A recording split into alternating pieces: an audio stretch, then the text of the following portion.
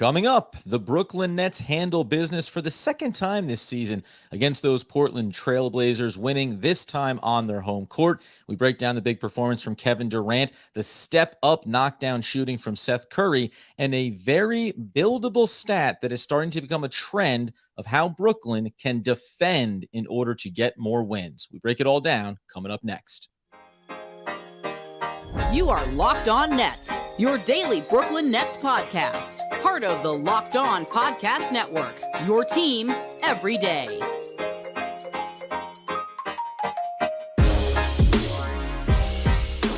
Brooklyn, yo. Yes, friends. It is the Locked On Nets podcast right here on the Locked On Podcast Network. It's your team, the Brooklyn Nets. Every single day over there, you're going to find Doug Norrie, owner-operator of DFSR, for all your daily fantasy sports rankings from DraftKings to FanDuel. He's got you covered. I'm Adam Armbrecht, breaking down the New York Football Giants on the One Giant podcast with my boy Andy Mack. We thank you for making us your first listen of the day, free on all those great platforms. I'll let you know today's episode is brought to you by Prize Picks. You know that first-time users receive a 100% instant deposit match up to $100 with promo code LOCKEDON. That's prizepicks.com, promo code LOCKEDON. And Doug, it's a 111-97 victory for the Brooklyn Nets over those Portland Trailblazers.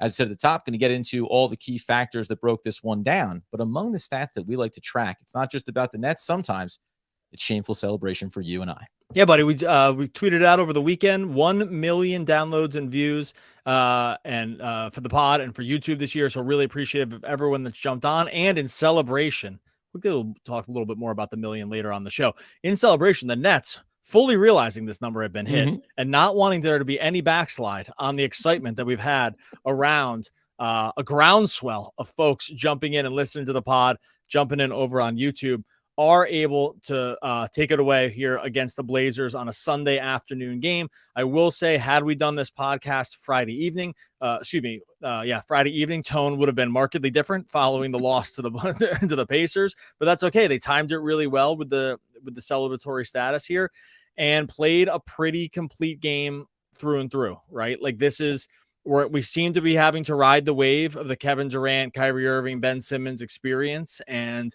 I feel like this is going to be the case for the whole season. How this goes is that, like, they're just an inconsistent team. Like, I don't know if consistency around these lines is walking through the door, but we see that even without Lillard, like, this Blazers team is a pretty good squad, right? Like, through and through, they have some players. They were able to turn in what I felt like was a pretty complete performance on both ends, and most importantly for the Nets, just be dialed in from start to finish. This is usually what the problem is that they'll go through stretches where they look really good, but then there'll just be an enormous backslide. There was a little of that today, but for the most part, they hold the Blazers under 100, and you have to be pretty happy around a game that by the 4-minute mark was essentially over. Yeah, and listen, the under 100, right? Under 100 and win, that seems to be the theme for this Brooklyn Nets team. And you would expect that for probably most teams across the NBA, but you mentioned it there, the focus. There was a moment when you and I were talking about, what time do we think we're going to go live across text messages? And I was close to sending you a message back that said, this one feels built for overtime, because the Nets were right on the fringe of they're up 5-6, down to 1. They kind of dance with it. They dance with the idea of throwing this one away, but in the spectrum of up and down performances, you mentioned the game against the Pacers that would have felt very different for us. This one felt like they knew it. Like the Nets players understood, we keep doing this thing where we don't quite get ourselves across the finish line. It becomes pretty important that we get this one locked in here, just from the sense of we may not know everything that we need to do or be capable of doing it. You still got to get wins, though. You still have to find a way to get wins here and there so that you can keep stemming the tide on this process that you're working yourself through. And there were key contributions beyond just the stars that we'll talk about in a minute. But this was another one, I think, led by Kevin Durant, who took the loss on Friday night, by the way. He put that solely on him. And we know it's more than just one player on a team, but he had some misses significantly in the third quarter of that game that you fast forward, it seemed like it fell apart in the fourth. But it's important that the Nets find the moments in this game to shut down the other team, to stop their tide and make timely shots as well. Yeah, there were stretches of this game where, like, especially when Durant is not on the court, and that was talked about on the broadcast, and it was just obvious when you watched it, they just like needed Durant in this game, right? Like the time when he wasn't on the court was much more of a struggle than it was with other games. It shows up. I mean, it shows up if you're just watching the game. It shows up in the plus minus, like Durant's Yeah. plus 21 for the game. No one else is like really even close with that number. When it's all said and done, like Claxton's plus 12, even Curry plus 14. And the thing is, I don't usually want to use plus minus again, unless it helps our point, but because that's really the only time plus minus is good for in small sample sizes. But this one was really a tale of like the game when Durant was on the court or the game when Durant was not, right? Because when he was not on the court, it was generally like a pretty even game, if not, down. Frankly, it wasn't even. They were losing, and they kind of needed to bring him back in just to make sure the stamp went on it. Again, when Durant's on the court, they're always going to be a better team. That is not really a piece of that's up for debate around how the team operates. Of course, they're going to be better with Durant. The question more is, can they maintain when he's not on the court, right? Can they not get killed? Like that is usually what needs to be the case. It's great when they can win the non-Durant minutes. It's fine if they can just go even on the non-Durant minutes, because with the assumption that when he's in, you're a better team. And that really kind of wasn't this case in this game. That being said, Durant was great, and they got so much out of Curry, and they got enough from everybody else that when if you're going to have a Durant game like he had today, and then you're going to put in a complete heat check from Seth Curry, 7 for 10 beyond the arc for 29 points. Excuse me, I believe getting me choked up about how good he was. Which I believe was his Nets career high, 29 points. Either way, like he just simply couldn't miss. Those games, that is going to be good enough, right? Like that is going to be good enough for the win, and that's really what played out here. Is that like those two, frankly, were just good enough, and the rest of the team just had to be fine for them to win, and that kind of ends up telling the story. Yeah, Kevin Durant 12 of 20, but 3 of 6 from beyond the arc. So 14 out of his 20 shots coming from inside the arc. We know about that, and we heard it talked about a lot on the broadcast from Richard Jefferson, getting down into that little elbow kind of room, that jump shot. And specifically in a game like this, when you have Nurkic on the other side, it is kind of important, right? We know what he does on the offensive end and the problems that he can certainly create. But defensively for Portland, it's kind of a problem, wouldn't you know it? When Kevin Durant, when you can work on switches, when you can get into those little pockets, listen, whether it's going to be the distribution off of some of those defensive shows that you're going to get coming out of the paint, or not being willing to give those up to Kevin Durant, give up the easy drop off looks in and around the basket. It's really just a sweet spot that Kevin Durant, he goes there all the time in his career. But a game like this, like it felt like, lean into that. Don't fall into the trap of staying on the outside too much. Go into the open spaces, utilize that, and know that, they talk about this all the time. And I think they even mentioned it a little bit in this one. Sometimes you have to live with it. You have to live with the fact that if Kevin Durant's going to make his shot, he's going to make his shots. And then it comes down to your point. One more player stepping up in a big way when Durant's having a game like this should usually be enough for the Brooklyn Nets. And this was an instance where I think Durant played his part perfectly and the supporting cast did their job.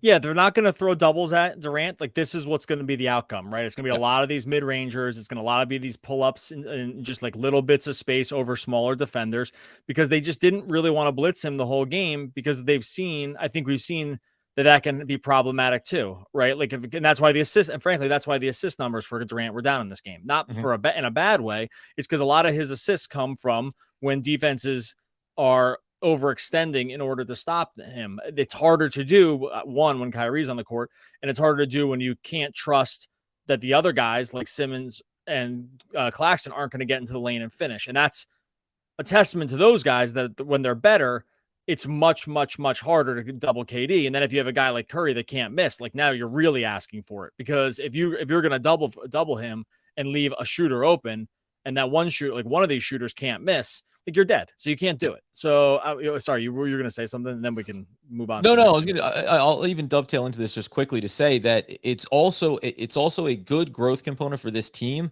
You mentioned there about if you're not going to throw the blitzing defenses. Well, teams did that for a stretch.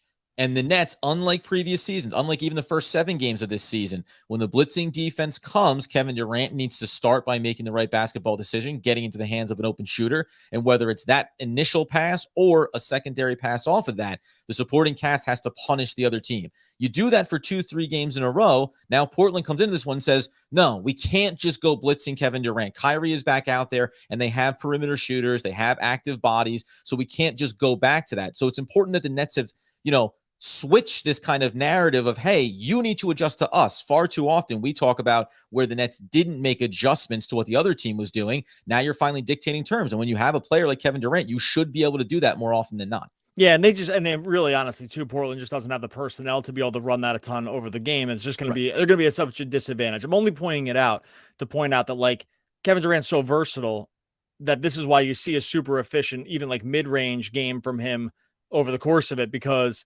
this is the pick your poison thing with Kevin Durant. And if he's going to hit all the shots, you're going to be just in trouble. It's going to be any team. Is if he's going to be a super efficient shooter, like score this many points, not even at a volume, like a ton, like volume shots, then like most teams are going to be in trouble. All right.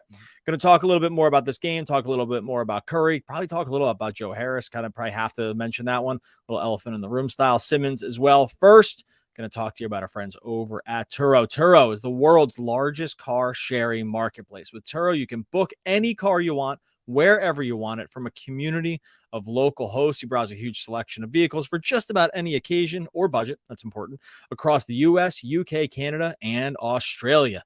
Book a spacious SUV or minivan for a family road trip. Get a classic luxury car for a special event, a birthday. You're looking to show off maybe for a holiday. Find affordable economy cars if you're on a budget and just need to get from the proverbial A to B. Test drive that new electric vehicle you've had your eye on. See how it fits your everyday life. Turo is perfect for all of these different occasions. Many Turo hosts can even deliver the car right to you, so it makes it super easy. Every trip is backed by liability insurance. Terms, conditions, and exclusions apply. Forget boring rental cars and find your drive at Turo.com.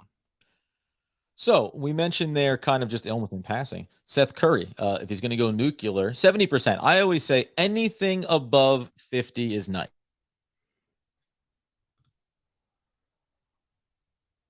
Arc. And I think in this game too, you saw a little bit of this from him, and why, going back to last year when they first acquired him, you looked at it and realized that his athleticism, his on-ball ability, it creates just a little bit of versatility to his game offensively, that even when it is predicated on, ultimately, I want to dump in as many three-point attempts as I possibly can, he still took 5 other non-three-point shots, and he knocked down a lot of those too, right? So 4 of 5 beyond going 7 of 10 from beyond the arc. It's what creates this really complimentary basketball game for him. And in a game when Durant's settling into that mid-range jumper and everyone else is playing okay, we'll get to some of the problems, you need someone like this. And I want to get to how this actually benefits Ben Simmons, who had a very quiet scoring night, but still an impactful game. Curry stepped up in a big way, and it's something that we've dreamed on if he could get his ankle figured out. It seems like he's now stringing together several games where we can hopefully put the injury concerns in the past. Yeah, he's just more than a three-point shooter at this point, which is really important for the Nets, right? He's just more than just a specialist, right? Like, I think Joe Harris is, I hate to even say this, theoretically, Joe Harris is just a specialist. Seth Curry can put the ball on the deck. He goes left really well. I mean, so he can get someone off the dribble. He can get into the mid-range and does want to. Sometimes I think a few of his mid-range shots are ill-advised, but just the threat of them, I think, is okay. Like, he'll kind of live with the results when they go in. This was one of those games. He's 11 for 15 from the field, 7 for 10 from 3. The key to him, especially at his size, is because think about him versus Patty Mills. They're not the same size. Patty Mills is probably who I should have mentioned instead of Harris. Like, they're not the same size. Curry's a little bit bigger, but Mills is like just a specialist. It's threes or nothing, right? Like, you're not getting anything. He's almost never putting the ball on the deck. Like, he's really not creating his own shot at all. Curry can punish bigger and slower defenders when he gets switched on to them. He will pull up. Like, he did it a couple times where he had guys in his hip and still pulled up over him, but he will try to get by them too. And I think the key, and where you see him getting healthier, is that he is trying to get by guys now. Like, I think it's been sort of a process for him to work back into the system and just get his legs under him. I think it's so clearly happening now. It's not just from this game. Like, we've seen it really over the last 4 games for him, where he's taken double-digit shots in 3 of those 4. And the other game against Indiana, he took 9 shots. Shot pretty well from beyond the arc overall. Like, over those 4 games, it's probably somewhere like 50%. So, like, actually probably really good. But the key is that if he can threaten defenders, that he can get by them in space, then it really is such a spacing problem. For guys like Durant too. This is, again, why you can't double. Like, you have to actually have a defender attached to a guy like him the whole time. They're not going to be able to help. And so all of a sudden you're either getting a good shot for someone else, or what we saw many times in this game is that he's 2 passes away from having an open 3. Yeah. And those are just going to go down. So it's really encouraging, especially with Joe Harris's struggles, especially the fact that it's becoming more and more obvious that they cannot play Mills.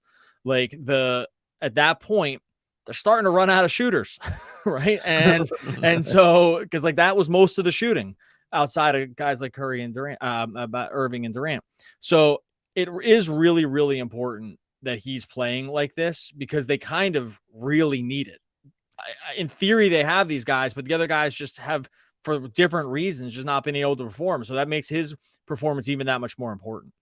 Yeah, you look down into some of these other players that played small minutes. I mean, Cam Thomas has a flash in here, nothing doing. Same thing for a guy like Sumner. And then though, so inside the starting lineup, we talk about Nicholas Claxton, gives you 12 points, gives you 7 rebounds. We understand what his game is predicated on. But I mentioned there at the top, and you said there, Kyrie Irving, 22 points, 8 of 17 from the floor. But without a performance like this from Seth Curry, Ben Simmons, who plays 34 minutes, and this is chicken or the egg, right? What dictates what his game ends up looking like offensively because of how well Seth Curry performs. But 12 rebounds, 8 assists, 3 steals, like that line, obviously more than 2 points would be preferred here. Oh, yeah. But the rebounds and the assist numbers, those are things that you can, that's great. That's the first tenet of this. Now, we've seen how good Ben Simmons has been offensively over the course of these last handful of games, and we want him to be 8, 10, 14, 15 points a night is obviously the goal here. But if you have someone like Curry who can step up with consistency, it alleviates that pressure. There's still going to be the right formula that you want on a night in, night out basis. But at some point here, you know that Ben Simmons is still going to have a little bit of these lulls, some of these issues that he falls into as he continues to work through his game and find his rhythm. So that mattered as well because it allowed him to lean into 2 very specific areas: distribution, setup, and rebounding. And that's a good thing when you can still go out and get a win. If you lose this game, if Curry doesn't have this performance, then we're talking about it a little bit differently. But that matters for this team that's still trying to get things sorted. Yeah, Simmons had a little trouble here. I mean, Blazers in the group that they started is not like incredibly huge, but they're pretty long, and that was giving him some problems in trying to get to the lane. And they placed tons of drop with Nurkic. So like once that's the case, there just really wasn't space for the one thing that Simmons can do. And yes, you're correct. Like if that's not going to happen, then they have to be knocking down these other shots. Like he was able to find open shooters. He did get it into the lane. He had a couple really nice, like sort of like mini short roll passes where he was facing completely the opposite direction and then turned around and whipped it to an open shooter. But it's not a surprise with the way the Blazers were playing in this game. This is why Durant, again, got so many mid-range shots too, is that like if you're going to play drop coverage, like what's Simmons going to do? If you're playing drop and you already have Claxton sitting in the dunker spot, there's nowhere to go. Right. So I'm not shocked at like the overall scoring performance once you saw how it was going.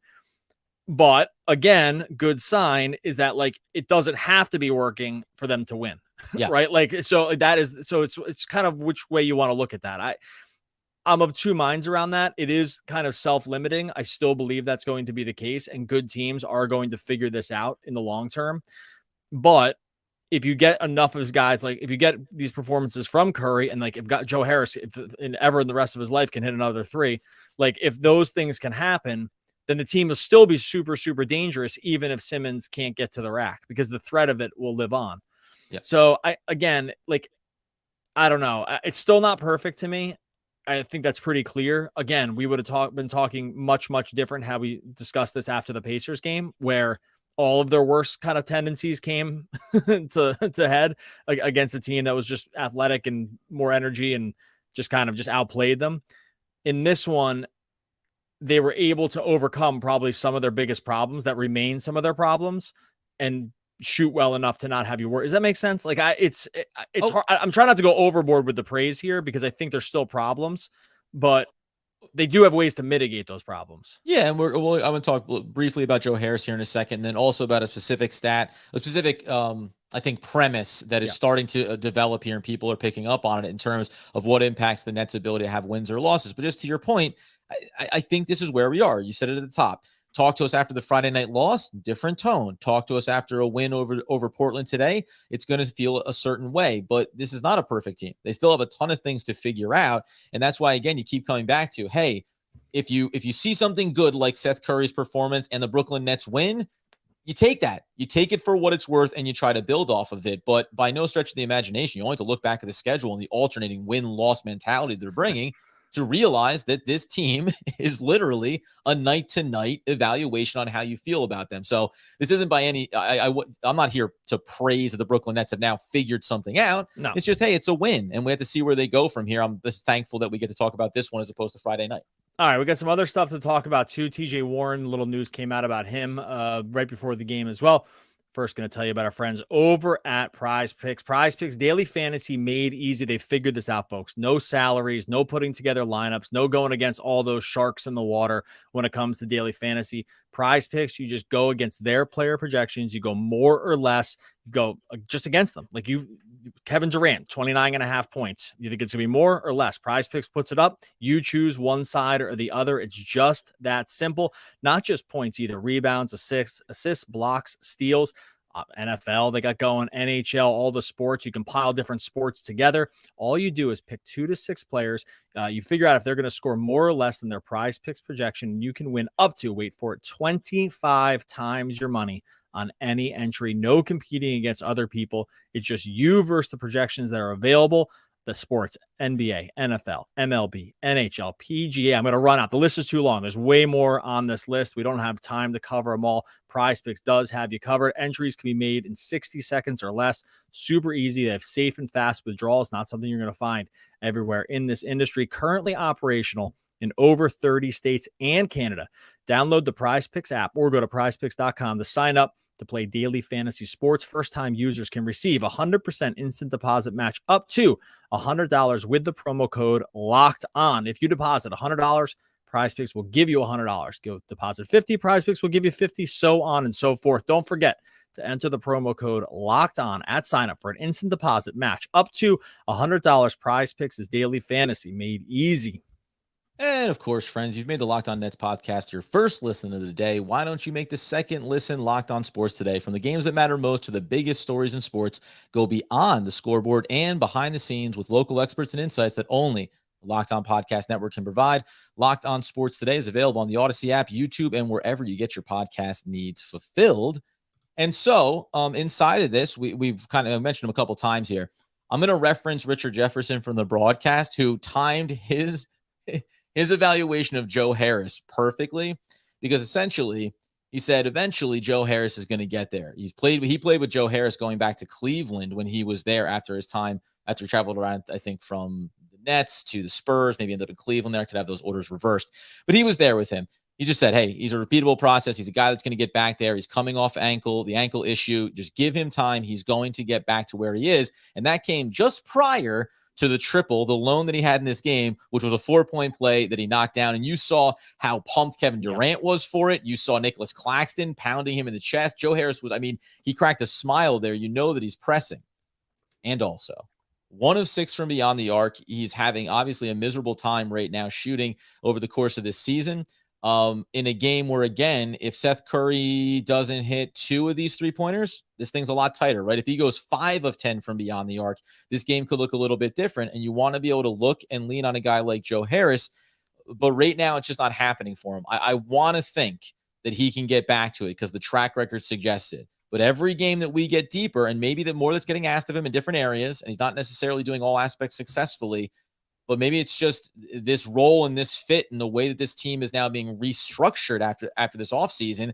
It just feels like, man, it's hard for him to get his rhythm and hard to see it coming here at some point. Yeah, they're just in a terrible spot. I don't know what other hope there is for Nets folks now, other than the hope that it just turns around. I'm not saying that to be defeatist. It just be like at $19 million a year. Not going anywhere. Right. That's what I mean. With $19 million a year, not a ton of assets to attach to it. Like who's taking him in a trade? And so you're stuck at this really tough spot here. I think Nets fans and probably the Nets team just really don't have another option here except to say Joe Harris just needs to turn around. And I don't think there's anything else. Like, they desperately need him to be good, to be really good. Like, to hit their very top ends, he has to be knocking down threes or at least a threat. Good news is he is still kind of a threat. Like, teams aren't leaving him totally open, like not in half court sets, right? I was watching this just to see if like this kind of short-term run for teams would have them not like, leave him alone. They're not doing that yet. And they probably won't. Right. So like, guess that's a good sign. He's 3 for his last 19 from 3. None of them have looked all that close except for a couple. I mean, a lot of them are short, and I just don't have another evaluation except that it's been really bad. They need him to be good. By the way, just for everyone here, if he's bad, don't bother putting him in a trade. Everyone will know he's bad. Like that just math doesn't work on that. Like, so there's just really no other outcome. He just has to kind of turn it around. You hope this is just kind of stuff that's happening from still the 2 ankle surgeries, and it takes time to come all the way back. That's the hope. But the defense has been terrible. The shooting has been terrible. It's really, really been bad. And the defense, I mean, I guess we can talk about the defense thing here too, but about just the team in general around this kind of archetype of guy.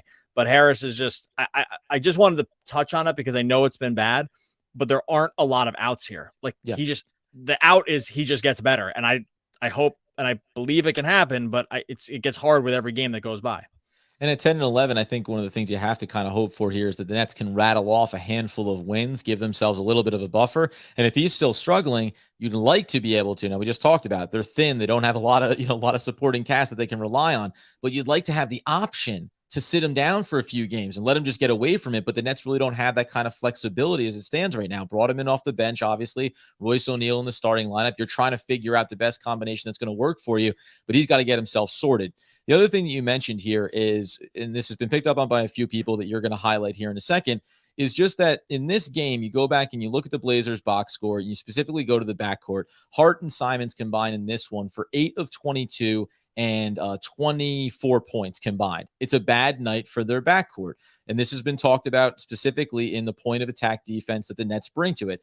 Flashback to their last 2 losses against the Pacers. You're talking about Halliburton and Hill combining for 16 of 30 and 47 total points. You go back Mathurin crushed them too. Like yes. By the way, yes. He torched them also. And it was just a point. I'm adding to your point, but it's just another guard torching them. Yeah, coming off the bench there and scoring 20 for them, 6 of 15 in that game. Flash it back to when the 76ers were putting out their B squad, and yet you had Milton and Melton, which has to be a great tandem of names. They combined for a 14 of 30 performance as well, giving you 28 points. So, and this is all to say, and I want to double check there too, you also had Korkmaz gave you 3 and 9 coming in there, another guard in that loss in that specific game. It was mostly those 2 guys in Harris, Yeah. But the bottom line being is that when you look at these games, and specifically when you look at this team, and everyone keeps clamoring for, it's the center, you need the rebounding. Now, this is a both and. 1, this team isn't perfect. They need multiple things. But 2, in this specific instance, the way in which you defend against backcourts of other teams, there is starting to become a very direct one-to-one correlation of this team having success. And that's, again, the lack of depth, and specifically the lack of defensive depth at those positions, makes this really hard for the Nets to overcome. Yeah, this came up over the weekend. Matt Brooks from Nets Daily brought it up. Eric Slater from Clutch Points brought it up. It was discussed, and it's become increasingly apparent. And we've talked about this at times too, where their point of attack defense is bad, and it really plays out in opposing guards attacking them. They can get switches onto a negative defender almost every time, like Harris. You just run 2 switches and you're on Harris. You're on 2 switches, you're on Mills. 2 switches, you're on Curry. Like, it just doesn't. It's very easy to get yourself in the matchups, or if you just want to take Claxton on because you're faster. The problem is the Nets don't have a guy that can really challenge these opposing guards, especially if they're really good on-ball guards. Like, Nets don't have the guy. They're asking Royce O'Neal to do it now, which is like not what his primary skill set he could be. When he played with the Jazz, he was like a stretch 3 that would guard up on 4s. Now, because when you start Simmons, Claxton, and Durant across your back line, at times you're going to ask Simmons to like take on the Simmons thing, which they did a little bit in this game. But a lot of times it means O'Neal landed on these matchups. It means Kyrie trying to figure it out with these matchups, or he gets switched on to a big. Like, they just don't have it's a hole now, right? Like, where other teams can really exploit it. Matt Brooks brought up a good point over the weekend. He thinks, and it's hard to argue with him here, he thinks this is like a bigger problem than not having a stretch 5 kind of guy, right? Like, this actually is the bigger problem. Like, you can live with what the Nets have in terms of the back line with Claxton if you can limit the point of attack offense from ever sort of getting you into really disadvantaged situations. this is going to be really hard to figure out. Like they had this guy, his name was Bruce Brown. They didn't want him back. Now there was going to be other fit problems here too. So like, it's not like a 1-to-1 with Bruce Brown, but it does beg the question in when they were kind of conceiving this around who was going to guard these certain guys. Like at times it's going to be Simmons. He can't do it the whole game. And sometimes they need Simmons to guard the 5 because he's playing the 4 or 5, right? When they go with these smaller lineups. So like he can't guard everybody, right? And so, maybe that was the model. You know, well, so Simmons, you'll just guard everyone and we'll be good. Exactly. So if you're going to play Simmons in the 5 lineups, well, he can't guard those guys now because now you got like Royce O'Neal guarding the 5 or whatever. So and not for nothing, this actually ties into not to cut you off. It ties into the idea of playing Claxton and Simmons together in lineups and how that may not work. But if you have Claxton out there, then it gives you flexibility on where Simmons has to defend and down the line it goes, which is all to say it's a bit of a jumble here and you don't have any clear cut. This is the best version of what we want to accomplish. And I'm just going to say it now because someone just brought it in YouTube and we're going to get out of here. Someone brought up, like, what about Edmund Sumner? I can see this as a possible option. The problem is Sumner doesn't shoot really that well. And so you are going to run in some other problems too. So like one, you ask the question, well, who does he start over? Well, he's not starting over any of the starting 5 right now. Right. So like, this is the same kind of problem that we brought up with the Claxton Simmons problem. Like if you think they don't go together, okay, that's fine. Well, you're going to have to make another change. And arguably one of your best players is not going to start. With Sumner, one, you're not starting him over any of those other people. 2, I agree that he's a better defender and longer. So point of attack defense is going to be better. He doesn't stretch the floor at all. So it's going to be a problem when he plays with any of these other non-shooters. It just is going to be, it creates other problems. And it's not like Bruce Brown was some second coming of Seth Curry or Steph Curry here, but he was starting to shoot the 3 pretty well. And like, that was at least a threat, right? Yeah. That's not the case here with Sumner. So I understand that there's like kind of a guy here. I actually just don't know whose minutes he really takes. It's more of just like a team construction problem. Like it's constructed weirdly where you might have a guy who sort of specializes in that, except he doesn't do enough of the other stuff well to have him play 30 minutes a game. So while yes, maybe he is better than some of the other guys at that one specific thing, he's not better than anything else. And so now you're just going to lose in another area. Yeah, and so we're going to talk about TJ Warren, some positive news about him getting out there on the court in the beginning of December here and hopefully starting to become a contributor to this team. But ultimately, throughout this upcoming week, I think we're going to be discussing, and I wonder where you and I will land batting this back and forth of you need to construct the best 2-unit lineups that you can make, regardless of who your best 5 players might be. Because when it comes down to complementary basketball, it just doesn't line up the way that it should, where more of your best players should all be playing together. It just ends up being, I think, a detriment, or you end up having glaring weaknesses with consistency. And that's something I think we can break down over these next handful of days, hopefully, as the Brooklyn Nets continue to find themselves some wins. Just made myself feel terrible because Bruce Brown's shooting 39% and 3.5 attempts. It's more than enough, dude. I tell you what, man, not to have this thing run long, but that's probably the most criminal part of it is that Bruce Brown started to come on, as you said, from beyond the arc. The fact that he showed enough of that, all you have to do is be good enough at it, and he was good enough at it for the Brooklyn Nets to figure out a way to keep him around. They didn't seem to have any interest in bringing him back.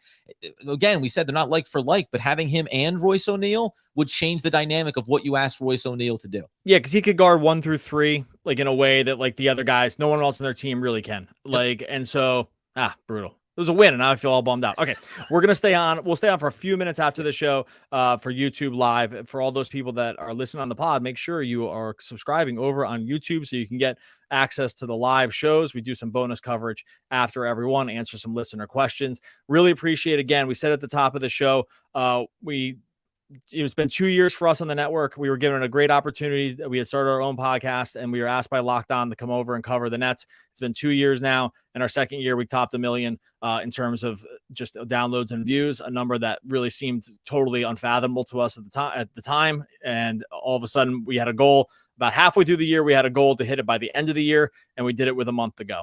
So really, really proud of that, but it's really all thanks to everyone out there that's listening, because you're the ones that are listening to it. I only downloaded it 900,000 times this year, so the other people that downloaded 100,000 times that came in that did it, really appreciate it. I'm just kidding. Okay, that is going to be it for us. Hit us with a quote and we'll get out of here. As we express our gratitude, the most important piece is to never forget that the highest appreciation is not to utter words, but to live by them. Johnny F. Kennedy. Oh, one of the all-time great poets, R.I.P. We'll be back again tomorrow talking more Brooklyn Nets basketball. You are Locked On Nets. Post-game show. Don't worry about that little fumble there as we get out there. An intro to the podcast show where we're live, obviously, on YouTube, and everyone's in the comments having a great time. We always say, shout at Locked On Nets if you want to get a question up or comment you have about the team. Doug also mentioned this is going to be a little bit shorter here just because it's Sunday and I've got other things that I need to get to here relatively quickly. But I got to tell you, man, we did end on a bit of a bummer there. Like, we've talked about this at the highest level of season to season, the way this offseason, it was a success for Marks. The next one, not so much. Back and forth it goes. For the most part, I think you as well, felt good about the moves that they made. And yet you kind of now you walk it back a little bit and you look at this backcourt and you think, but was it all done the right way? And even Sumner, some people mention here, don't forget, like, he was kind of a dart throw coming off of his injuries. So some of these things are kind of like Cinderella stories that he's able to even be a contributor right now. Yeah, I mean, they might have said to themselves it was kind of like either Claxton or Bruce Brown. Bruce Brown ended up going 6.5, and then 6.8 on the player option, which he's probably going to turn down. He's less than 7 on the player option. Yeah. Has proved now that he can play like winning basketball in more than one system, and I think that was like pretty key. He was a great move by him and great job by the Nuggets to recognize that like his skill set with Jokic was going to work out really, really well, especially if the 3-point shooting could like stay sticky, which it has. And yeah, I don't know. I hate to like back run this too bad because it's not like we were going absolutely crazy when they didn't bring him back. I think it was like a bummer to lose him, but it was like, yeah, they had Royce O'Neal and they had Sumner, they had TJ Warren, they had some other pieces. You know, is he going to fit with Simmons? I think there were enough question marks around that if I'm just thinking back on it, I don't remember us being.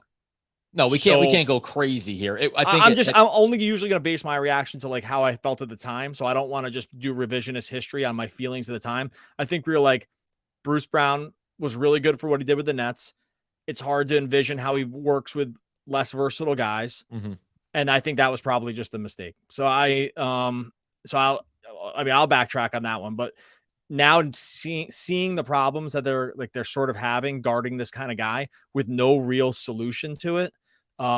It's probably just gonna be a problem all year. Like I don't really know like what else, like what they can do to solve it.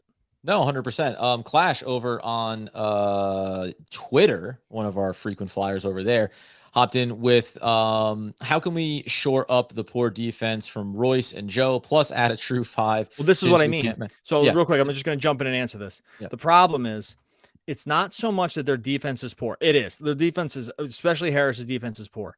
It's that even if like O'Neal, who's a fine defender, his defense looks worse at times because he's just guarding the wrong guy because they can't guard him with anybody. He has to guard perimeter guys. Like he's better if he's like sort of a switchable, can get a guy. If the guy tries to get him in the post, he's like super strong. He doesn't need to have all the lateral quickness in the world because he's just going to be guarding these types of guys. But the problem is when you have these 3 guys in the back line, well, now you are guarding the other team's 2s, and those guys are just going to be faster than you. So I just don't know. I actually don't think it's his fault. Like, I don't think it's his. It's not like he's some bad defender. He's like a fine defender that's been put in a situation that's not good for him. Yeah. And I don't know how you really correct that. It's the same with Harris. Like, he should be guarding 3s. But when he shares the court with Simmons and Claxton and Durant or guys like this, he's guarding the 2s. And he's switching out in the perimeter a lot, and it looks terrible. What do you do? Play smaller guys? Like, you just don't have. They're just built weird. They're just like it's a weirdly built team. Do you think that the one thing that does that make sense? Like I'm explaining that correctly.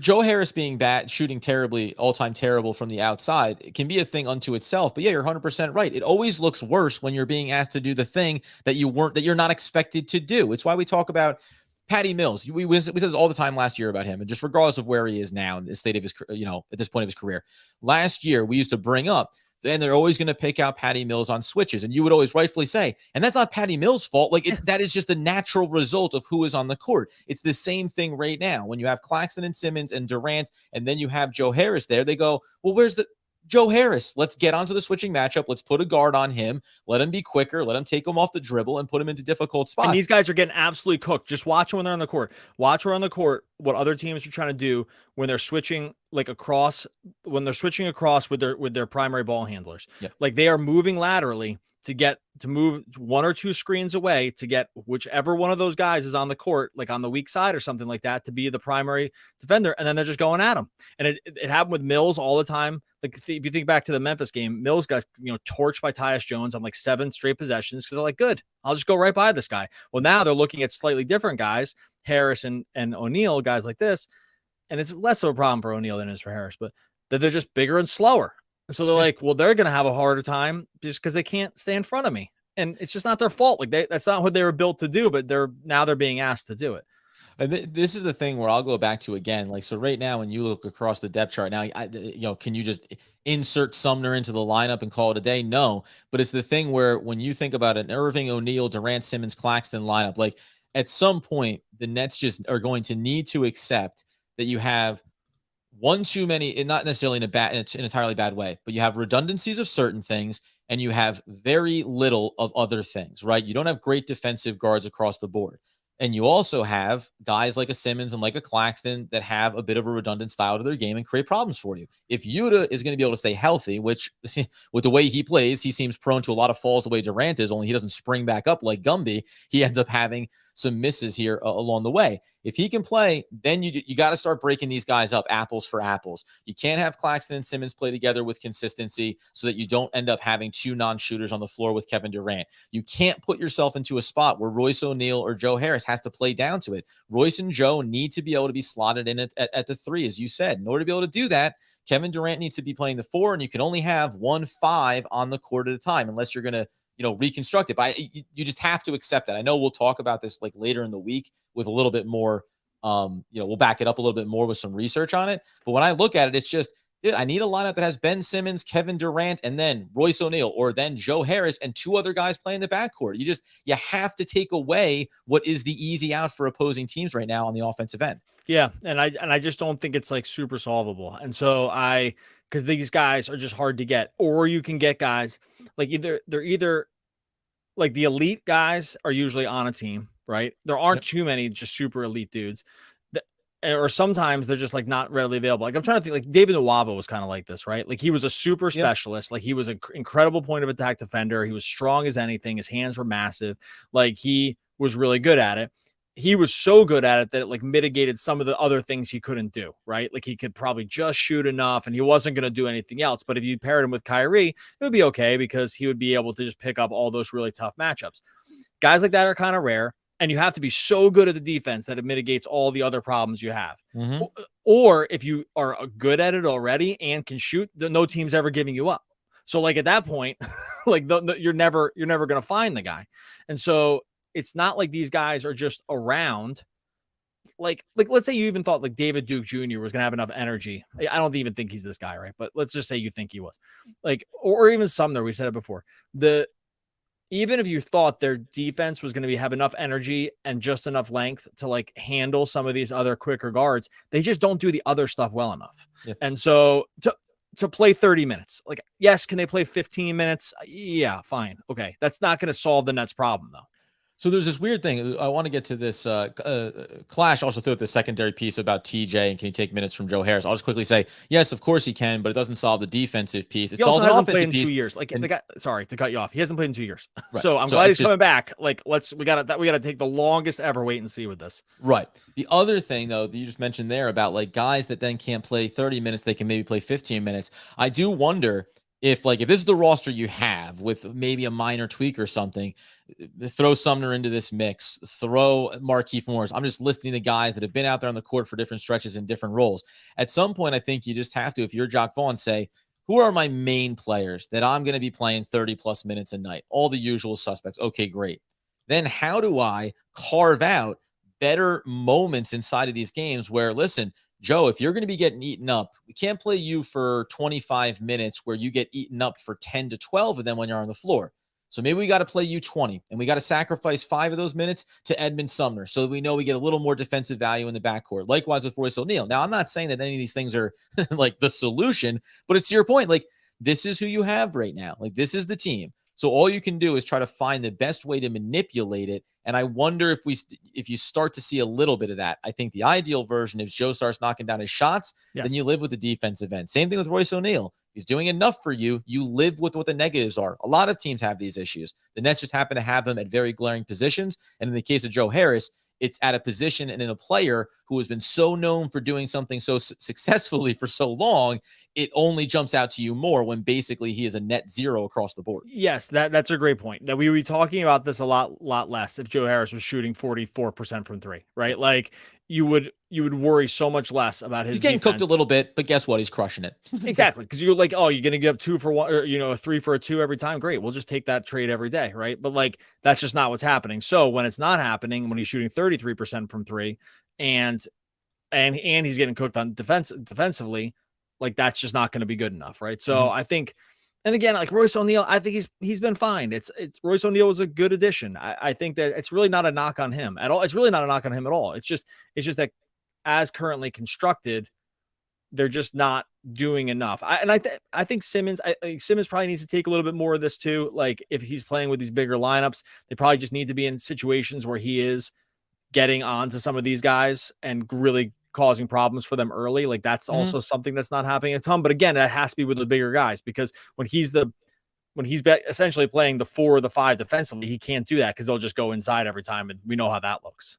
One thing is we kind of start to do a little bit of a bow onto this post-episode, which we always greatly appreciate. Someone did say, what was the update on TJ Warren? He's targeting the home game against the Raptors on December 2nd as a potential season debut. That was first reported by Shams Charania of The Athletic. And in the old, let's just take that big step back for a minute to have a chuckle about in the old, when the Brooklyn Nets report something, you never know which way is up with it. Like we discussed this and saying like, I don't know, man. They said he's starting to get back on the court with 3-on-3. Great. Talk to me in late December for all we know, because you can never trust it. And then all of a sudden, 4 days later, he's like, hey, December 2nd, I'll be back Friday night. I'm going to be doing it. Now, what that looks like, and we've seen with Curry, with Joe Harris, guys coming back from injuries, it's not just a step on the court, look fresh as a daisy, let alone being 2 full years. But just so people know, that's what it looks like. Maybe the end of this week, we could see TJ Warren. And by the way, it was stated as targeting. It didn't say will make. It said targeting Friday. So I won't be shocked if it goes over the weekend. And if he comes back and he's, 80%, 75% of TJ Warren before that, like you have an incredible deal on your hands. I don't think it's going to be 100, but if it's some lower percentage of it, awesome. Like that's exactly what they need. But again, I'm going to need a pretty long sample size of seeing that happen. He's just been gone for too long. So I think that's patience is the better part of virtue, I think, with that one. I'll give you the last, like, just curiosity, because I always like to throw things out like this. DDJ missed tonight's game. He was out with injury. But, like, if I'm looking at the current constitution of the roster and kind of talking about, like, how do you find those little bite-sized guys that could help the backcourt specifically on the defensive end, it's probably a little bit of him, too. Now, I'm not, he looks exactly what we saw in the summer league and in preseason games, where he's just kind of a half a step slower than full-blown NBA quality, which really hurts him on the offensive end. Defensively, he can help you at times. I've seen him get eaten up too. But if I'm just thinking about it, it's like Sumner and DDJ would be the 2 backcourt guys that you would look at and say, we can maybe get some defensive upside specifically and reduce some of what we ask at guarding guards for Royce O'Neal and Joe Harris. Yeah, I said it before. I just don't think he's good enough. And I'm he's squinting, Doug. Yeah, he's just not good enough. He's just not good enough for the level of this team is at. This team is not at developed David Duke Jr. level right now. They're just too good. That's the problem. It's like, hey, you want to take a shot on a guy because you're developing somebody and you're going to lose a bunch of games, sure, but he just hasn't shown enough. And if you ever want a little stat to know how like the G League is not necessarily a good comp for what's going to happen in the NBA. Kessler Edwards had like a 28-12 for the Long Island Nets last night. And you're like, is there a world where you could ever see that happening in an NBA game? You're like, no, it's like, right. So I can't even half that. 14-6 would be hard for me to squint. It's like, that's not the exact number, but it was something like that. And it's like, okay, yeah, G League performances aren't good indications of what you're going to do at the NBA level, because we've seen what Kessler Edwards does at the NBA level. And it's just like, if he scored 28-12, you would think, well, either the other team was fixing the game, or like he took like some kind of enhancement PEDs that allowed him to like make every shot or something. There's like no world where it ever happened. The old, you never realized how low the floor of the G League was until you saw a stat line like that from Kessler Edwards. There's another question here, and then we'll get out the door. Yep. Oh, let me see what it says. Oh, Sharp. No, sorry. We can't talk about Sharp right now. He's done nothing to suggest that he's going to earn any minutes, even though we had a little dream of that early on in the season. That's all I got, man. It's been an interesting couple of games, as it always was with the Brooklyn Nets, and they get right back out there tomorrow. Yep. So we'll be back. We'll be going live after the game tomorrow. Thanks for everyone that jumped into YouTube. We'll do another live after that one. Make sure you subscribe over on YouTube if you haven't hit that button. Really appreciate it. We'll be back tomorrow talking more Brooklyn Nets basketball.